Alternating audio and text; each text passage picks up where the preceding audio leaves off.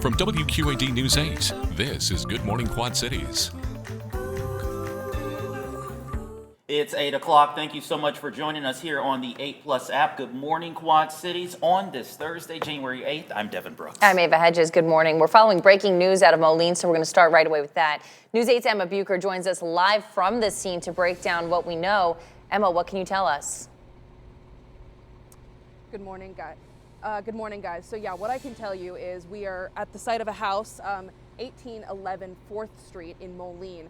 This fire has been going on for a while now. Right now, firefighters are on the roof trying to put out some remaining hot spots. If you could see, the entire back half of this structure has been very severely burned. I'm gonna step out of the way, let our photographer give you guys a closer look at this. But I mean, yeah, as you could see, the entire back half has been pretty badly damaged. Right now they're up fighting on the roof. There's still some smoke.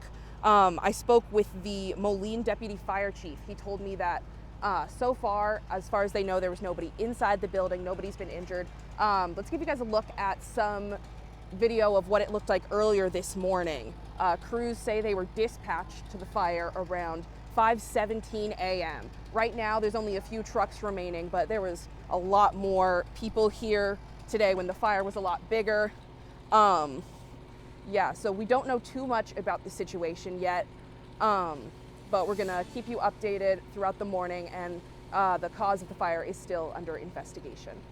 Yes, this is 4th Street and 18th Ave, just south of Stevens Park in the Old Town neighborhood of Moline. We have been following this story for at least a couple of hours now in our 6 o'clock hour. As you see, crews are still on the scene. As soon as we learn more information, we will bring that to you on air and online at WQAD.com. Of course, it's something that's just going to keep evolving. But now we want to turn it over to meteorologist Andrew Stetsky, who's here with the latest on our forecast. Andrew, we're talking rain.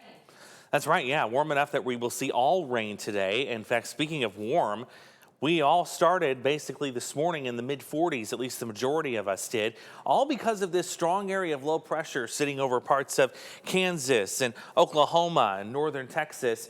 That's going to bring all this moisture our way, and by later this morning, likely as we begin GMQC at 11, we will start to see that rain falling here in the Quad Cities. We've even seen some lightning strikes and some of the rain sitting to our southwest. So yes, some thunderstorms will absolutely be possible as we get into this afternoon especially. But look at this warmth, 45 degrees, and our average high this time of year is in the mid to upper 30s. So we are well warmer than that.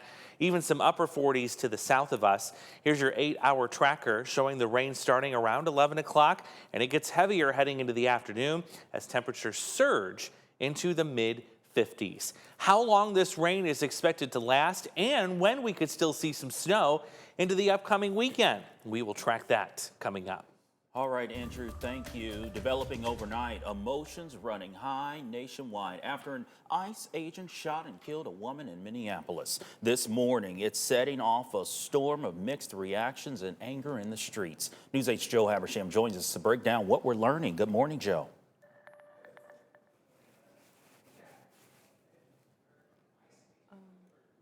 I believe Joe's microphone is off. He's going to get that turned on, and we will have this story for you here in just a moment. This is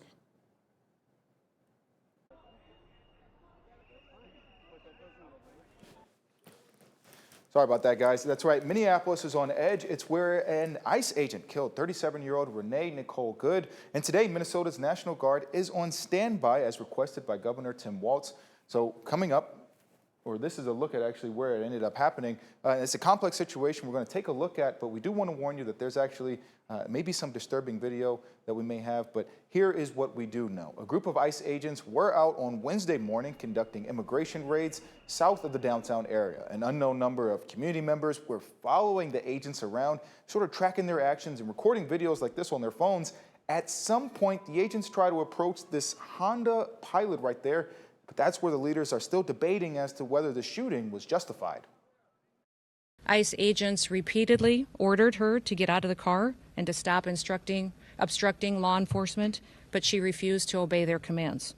She then proceeded to weaponize her vehicle, and she attempted to run a law enforcement officer over. This appears as an attempt to kill or to cause bodily harm to agents, an act of domestic terrorism. We have someone dead in their car for no reason whatsoever. And I don't want to be right about this, but I said if they do this, they're going to create a chaotic situation where someone innocent's going to get killed. And they did it. And now we hear more political rhetoric. Enough. Enough is enough. The Department of Homeland Security says it's deployed more than 2,000 officers into the area, and it's considered the largest enforcement operation ever. Now, according to NOAA, more than 1,500 people have been arrested so far, and right now there are no plans of removing these immigration agents out of the city. And we're learning this morning that there's actually a protest going on right now at 7:30. We learned that from our sister station, CARE, in Minneapolis. Guys. Joe, thank you. Now, today and tomorrow, classes are canceled at Minneapolis Public Schools due to safety concerns. The district made the announcement late last night. Now, this morning, we're also learning new details about the woman who was killed. Renee Good's family says she was a mother to a daughter. Her former neighbor remembers her as a loving parent. A neighbor who, you know, is not a terrorist, not an extremist. That was just a mom who loved her kids, loved her spouse. Good was originally from Colorado Springs. She studied creative writing at Old Dominion University in Virginia, where she won a poetry prize for undergraduates. Breaking overnight, 2 people are dead after a shooting outside a Utah church.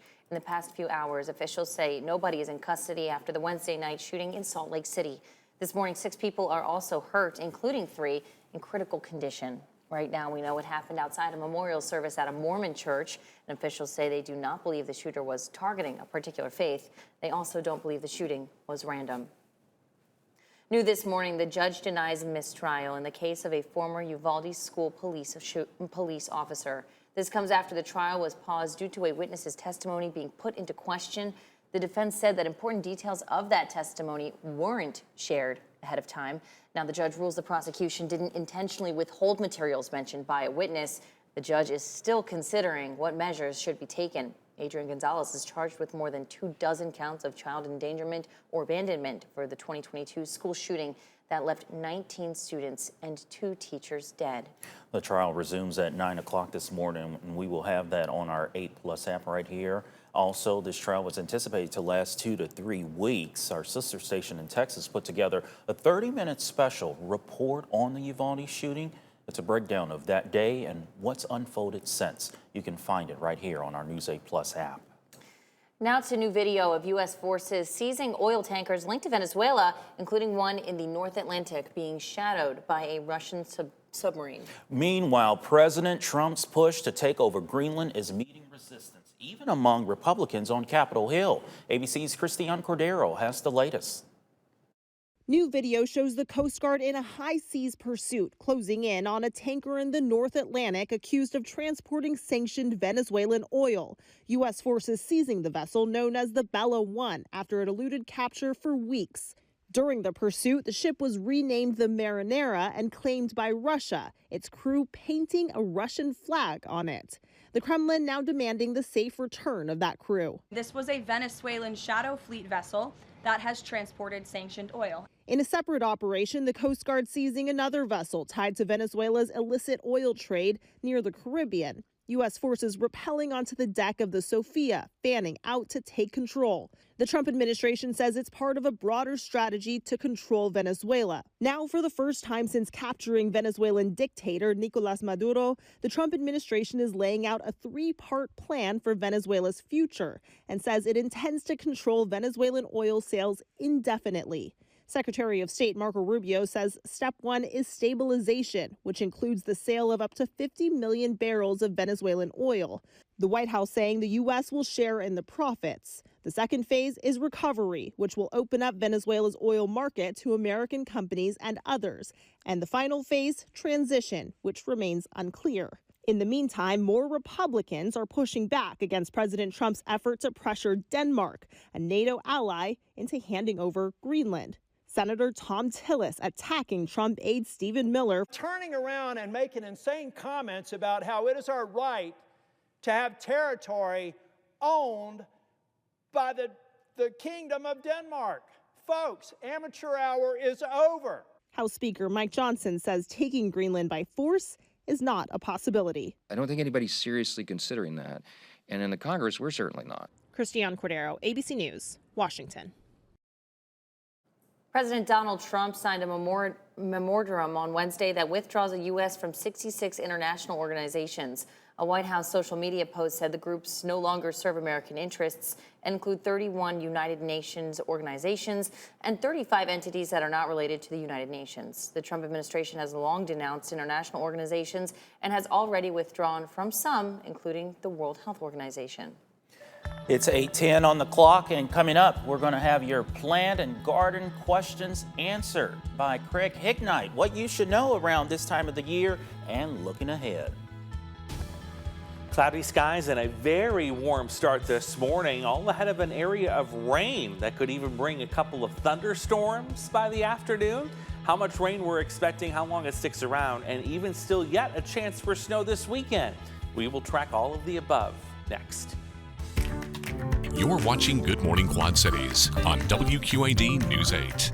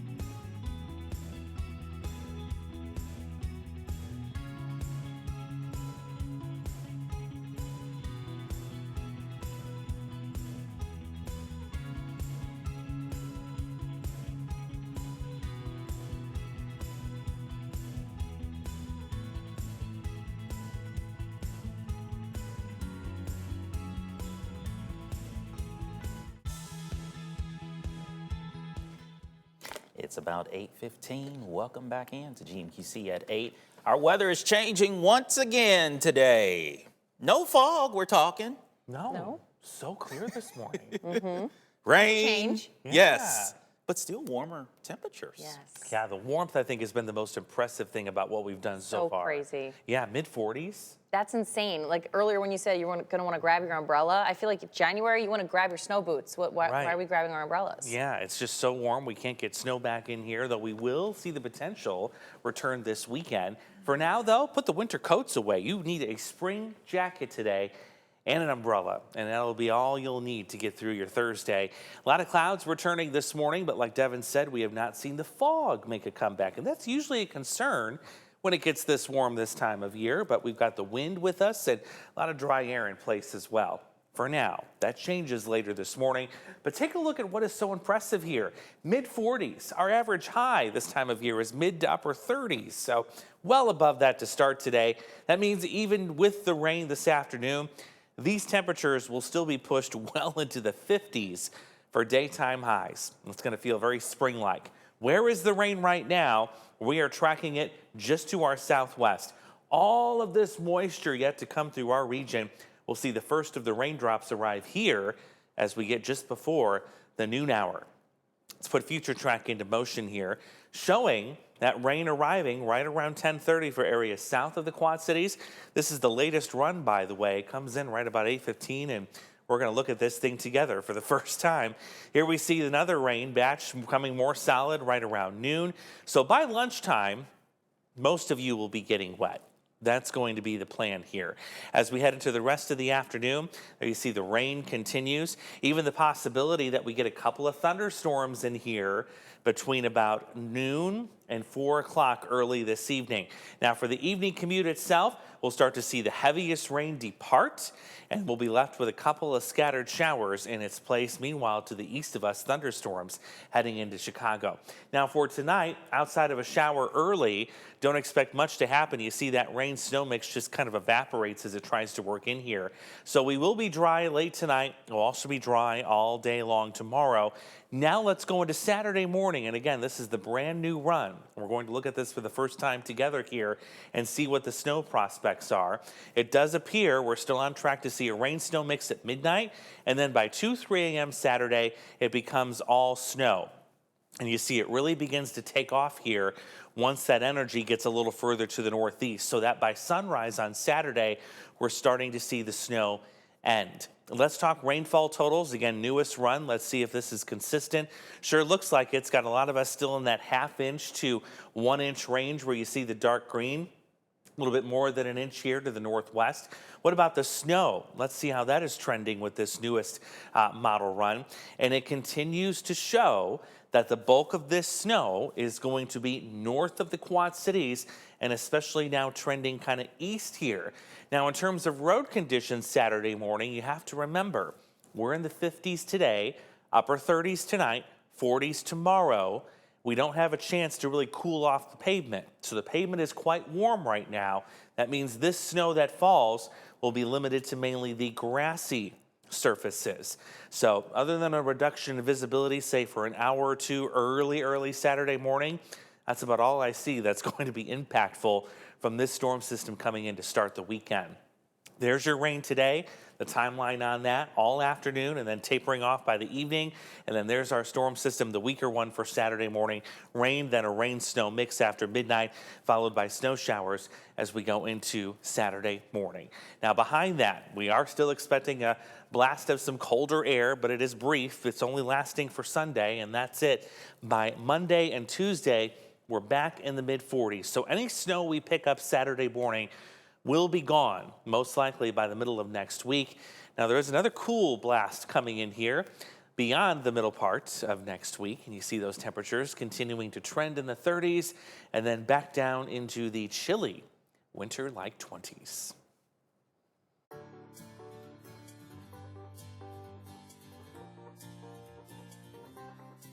Plants and garden expert Craig Hignite is joining us live to answer all your burning questions. Wouldn't be right without starting off with a fist bump. Glad Craig, to be back. Thanks for coming back. I know we missed you last week. Yeah. Yeah, I was down where it was warmer. Yes, enjoying maybe a little bit more sunshine. A lot more. Everybody choose a break, especially Craig Hignite. All right, so Craig, I'll start off. We have a viewer asking, a deer totally ate my cyclamen. Now it has 15 flowers, but only 6 leaves. Should they worry? Well, it'll come back. You just have to take good care of it, get it in the best sun that you can give it. Go ahead and watch the watering. A lot less leaves, not going to use as much watering. It should come back over a period of time. How often should you use root stimulator after planting a maple tree? You should use it every spring for the first 3 years that the tree is in the ground. After that, the roots have moved out far enough that it doesn't really do that much good, but those first 3 years are very important. We have Chad in the chat. He's asking, what is the best way to split a peace lily that is very root bound? Okay, the best thing to do is wait until spring. Right now, we're in the 16 darkest weeks of winter. The plant is not putting on a lot of new growth. In the spring, you'll wait until the plant is dry enough to water. You'll go ahead and you're probably going to need a pretty good knife to get this done.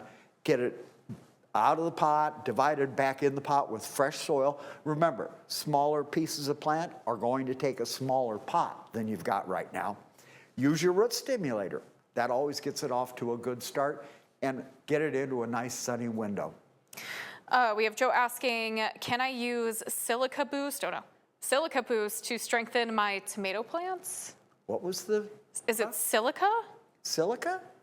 Well, all plants use a little silica. I don't know that this is actually going to make that much difference in your tomato. Make sure you've worked in plenty of organic matter before you do your planting. And then use a tomato fertilizer according to the directions. Always follow the directions. For a second, I thought they were going to stump you when they said silica. He knows everything. Yeah, I know. Good. All right, so Craig, the last thing we'll ask before we go to break, Phil from Moline asks, is it okay that my houseplants look sad right now, or am I killing them? I guess, what do you say? Well, again, watch your watering. Like I said, we're in the depths of winter right now. Your house is the Sahara Desert, so running a humidifier is definitely going to help. And remember, plants are like kids. You can't water them all on the same day. They're going to dry out at their own rate. So treat each one of them individually. And if you're going to err a little bit to the dry side. Dry doesn't kill. Wet will take the roots out every time. And keep those questions coming, guys.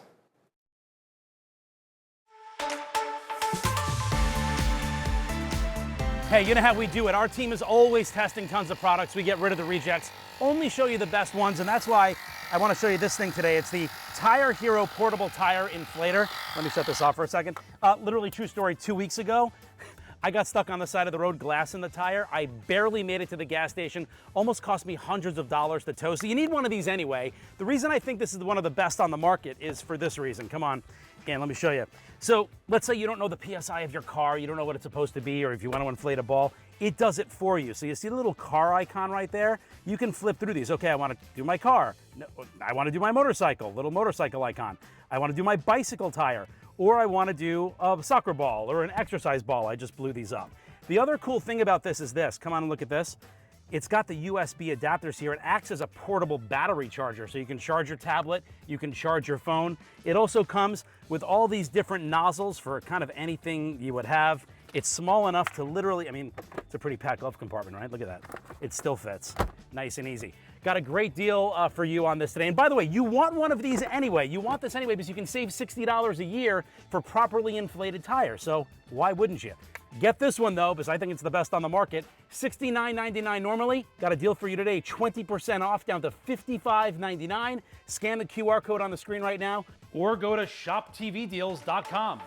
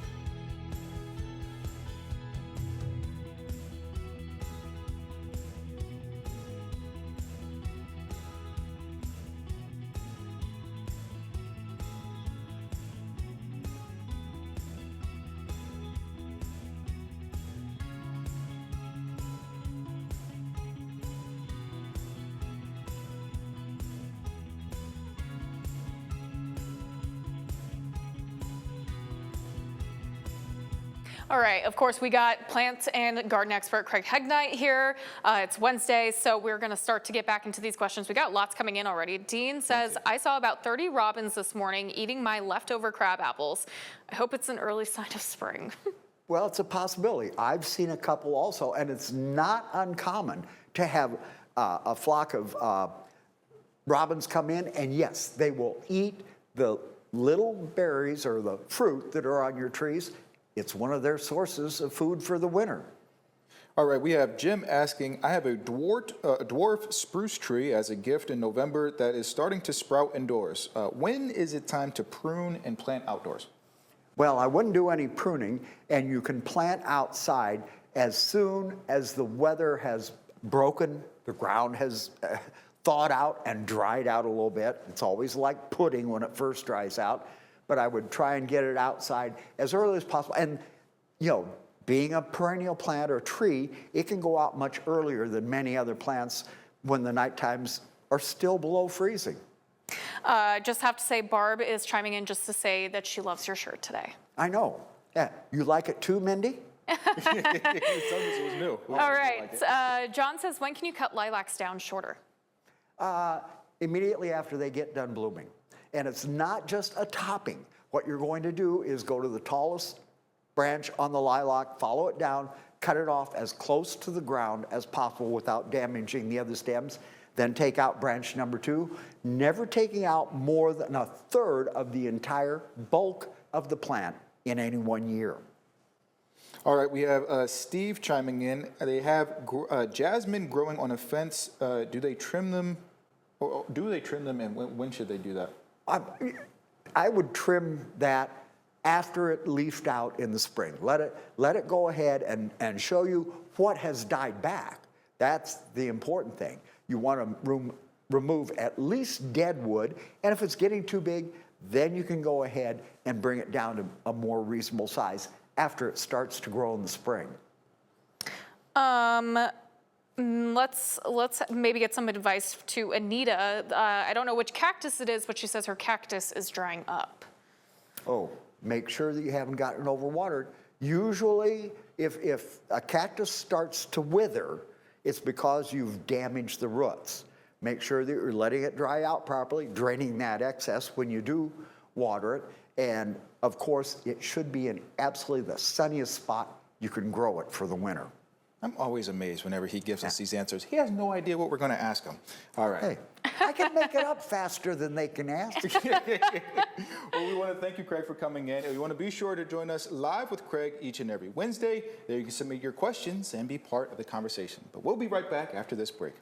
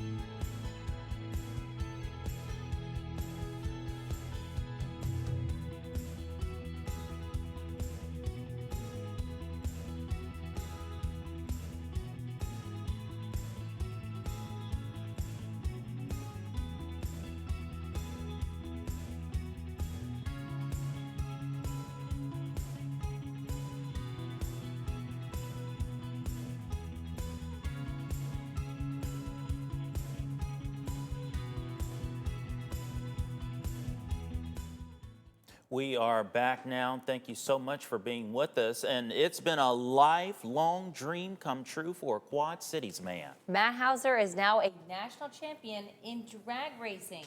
Hauser races in the 10 to 30 motorbike class, meaning he rides around 130 miles an hour. Wow. Two competitors race side by side on a quarter-mile track. It's Hauser's first time being an AMRA national champion, and he says it's all thanks to years of hard work from his entire team. From my dad, my parents, to Twang at Motorcycle Specialties being my #1 sponsor supporter. It took everybody, teammates, friends, family, Sarah and the kids back home taking care of that. It's been everybody. Now, Matt says it'll be a busy off-season, tuning the bike up and getting ready to defend his title in 2026. Still ahead on GMQC at 8:30, federal changes are coming to the housing market, what landlords and potential home buyers need to know. Plus, we're taking a look at a new Chicago baseball team that's preparing for its debut season. Let's see who our weather kid is here on this Thursday morning. Vincent joining us. Now, we've got warm temperatures and dry skies for now. However, in about the next 2 to 3 hours, some rain will start working its way in. You see rain beginning around noon, and it will continue throughout a good chunk of the rest of our Thursday. It doesn't stop a warm-up, though. We'll be in the mid-50s. Still a chance for snow lingering into the weekend, and we'll begin tracking that when we come right back.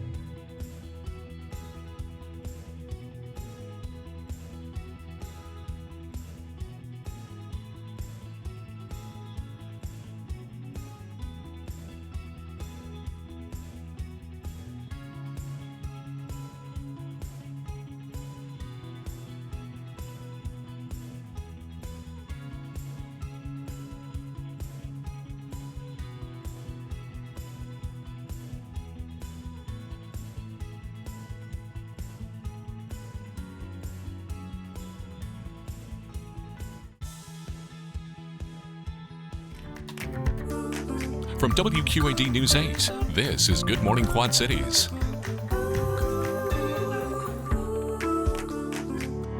Good morning, Quad Cities. We're continuing to learn more about breaking news out of Moline this morning. Crews were dispatched to a structure near the corner of 18th Avenue and 4th Street of this house fire. We've been following this since around 6 o'clock this morning. The Moline Deputy Fire Chief has told our crew at the scene that to their knowledge, no one was inside the building, but they're still working to discover the cause of the fire. Of course, we will continue to keep you updated as we learn more.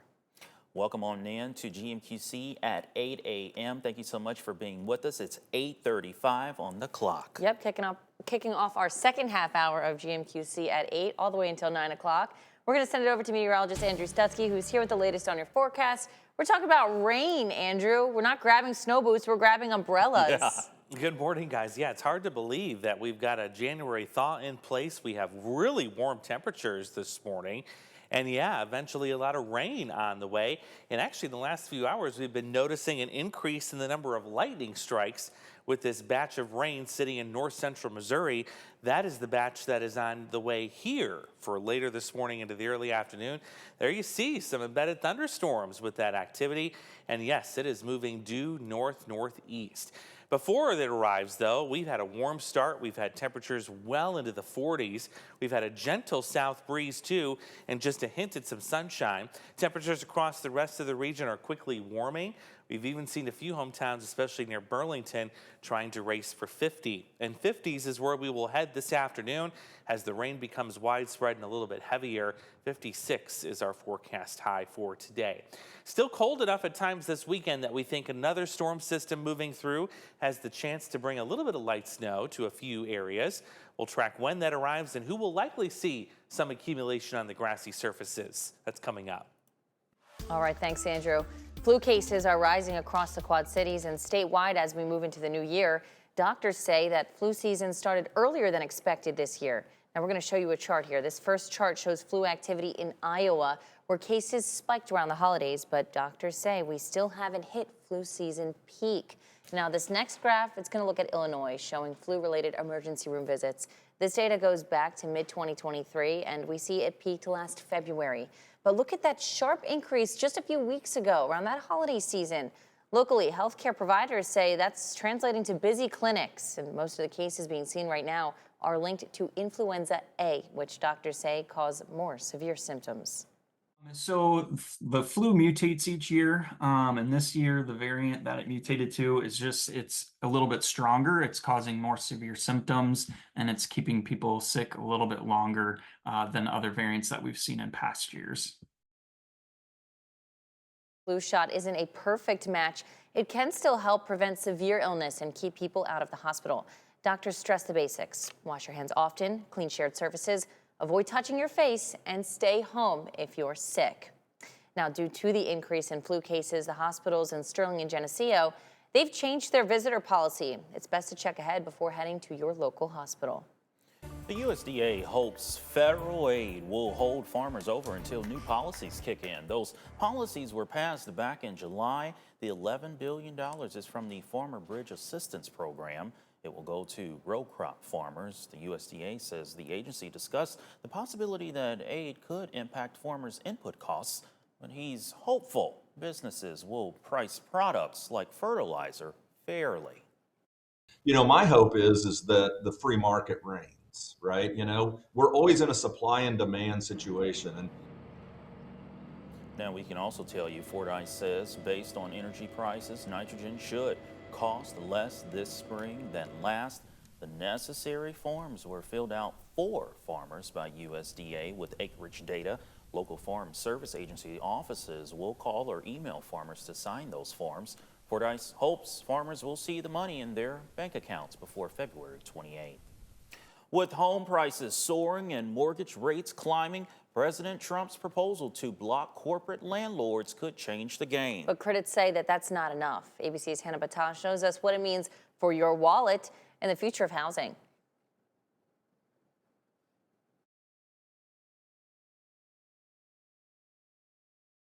What we can tell you is we're going to send it over to meteorologist Andrew Stutzky with an update on what's coming up in our forecast.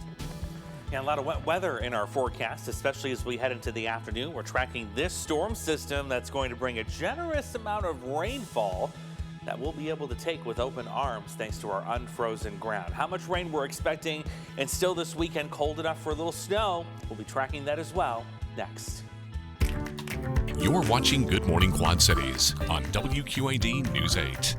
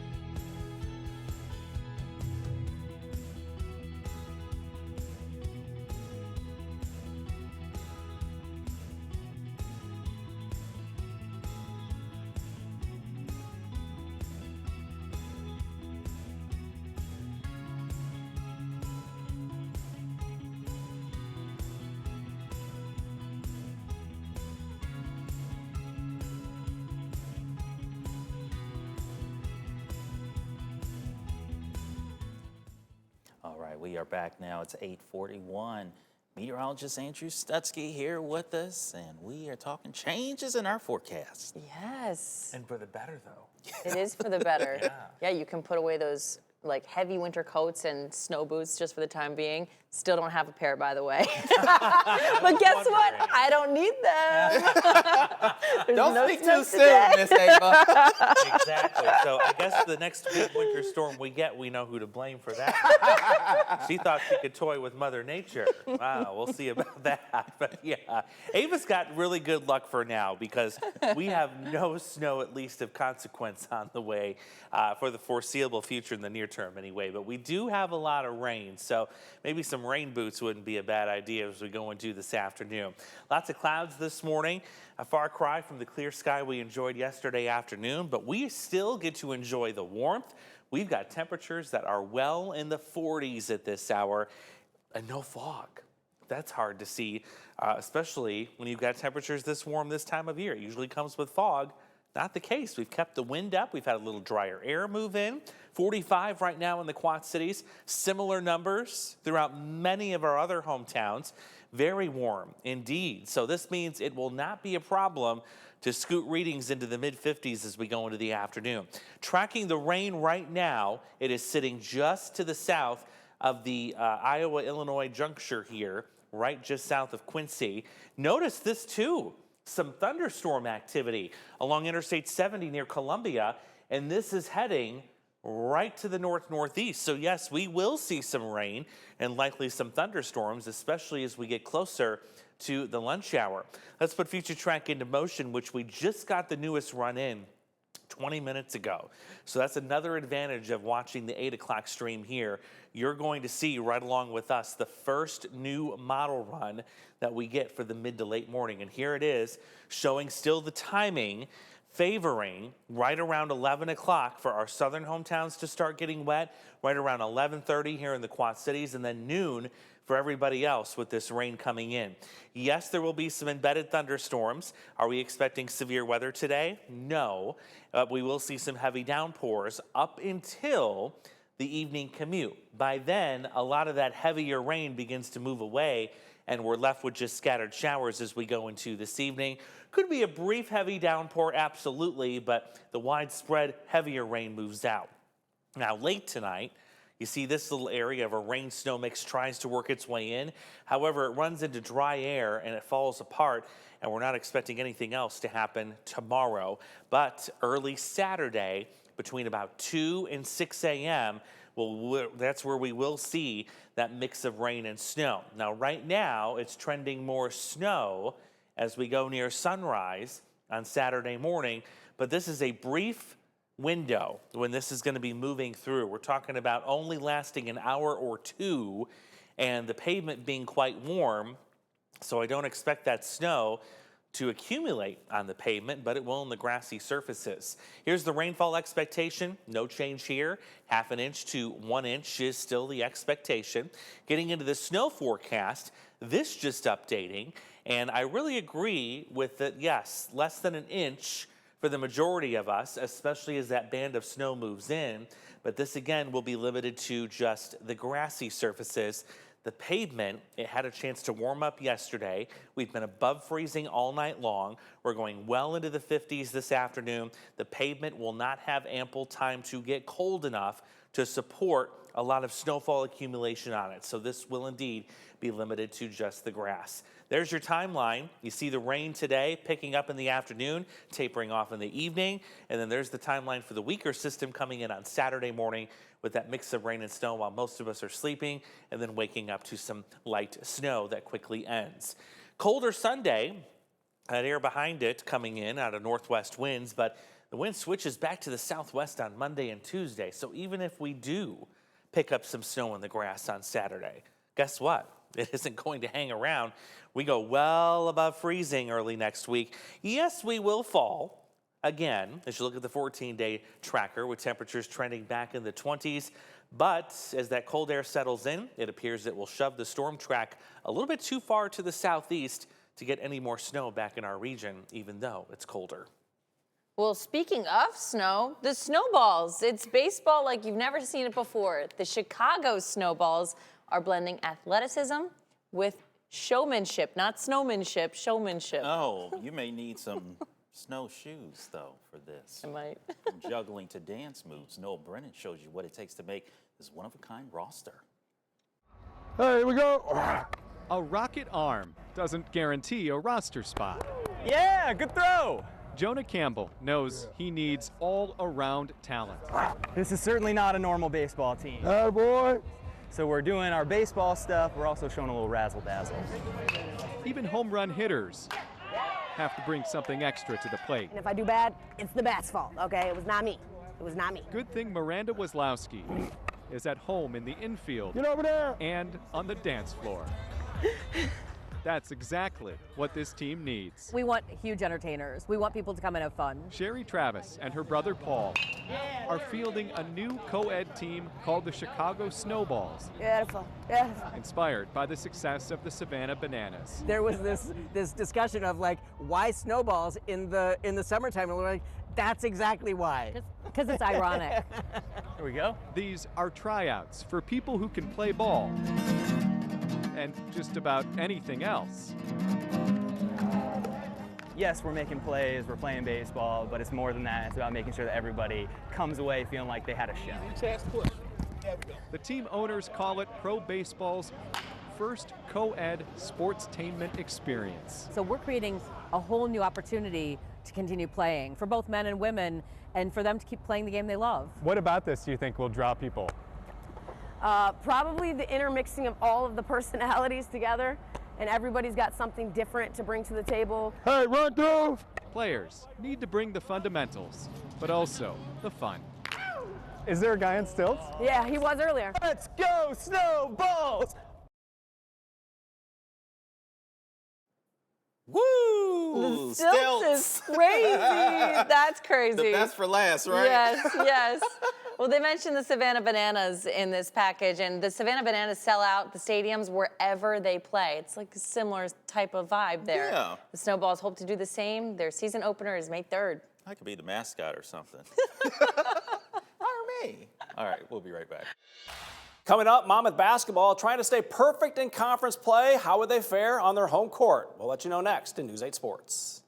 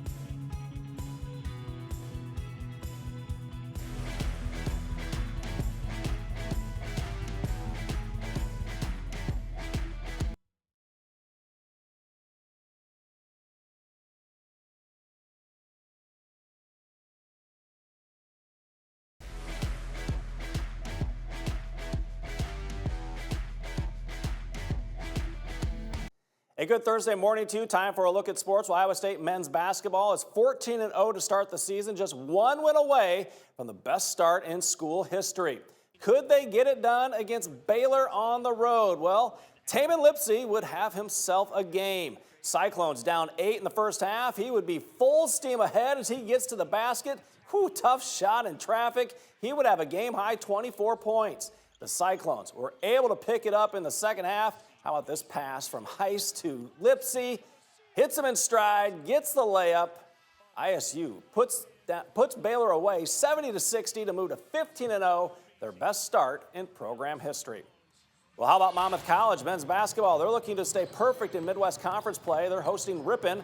First half, Fighting Scots up 28-26. Peyton Crims will go coast to coast, slicing through the defenders for the bucket. Monmouth has a 4-point lead.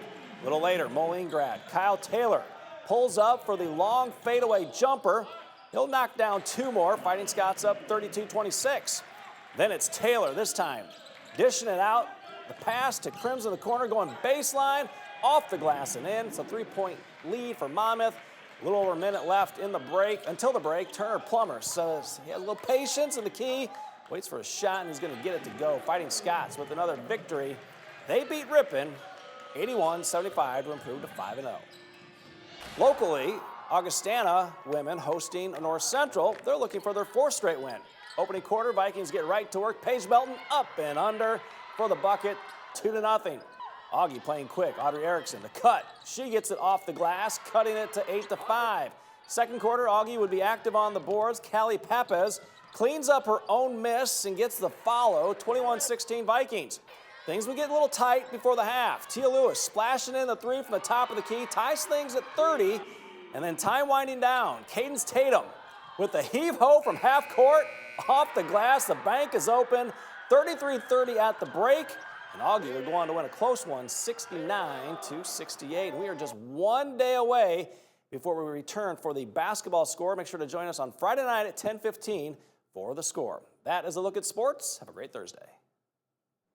And we have an all-new episode of What's Brewing coming up at 11. Here's News 8's Shelby Kluver with what you can expect. Good morning, Shelby.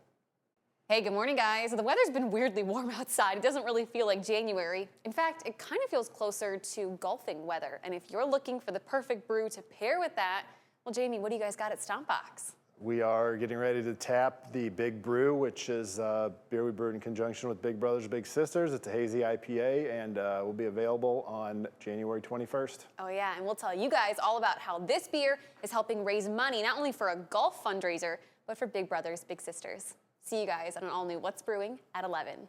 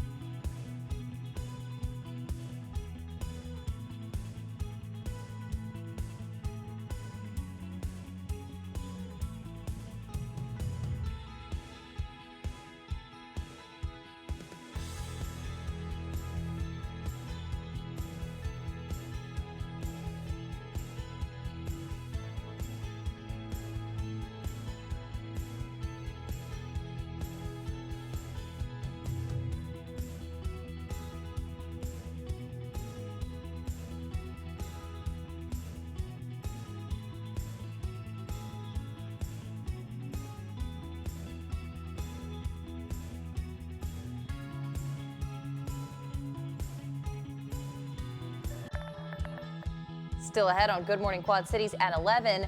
When fire broke out before dawn, an 11-year-old stepped up. How his quick thinking made all the difference.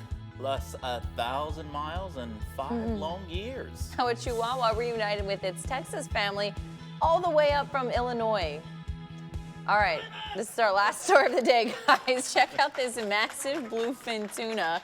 It sold for a crazy $3.2 million at an auction Monday in Japan.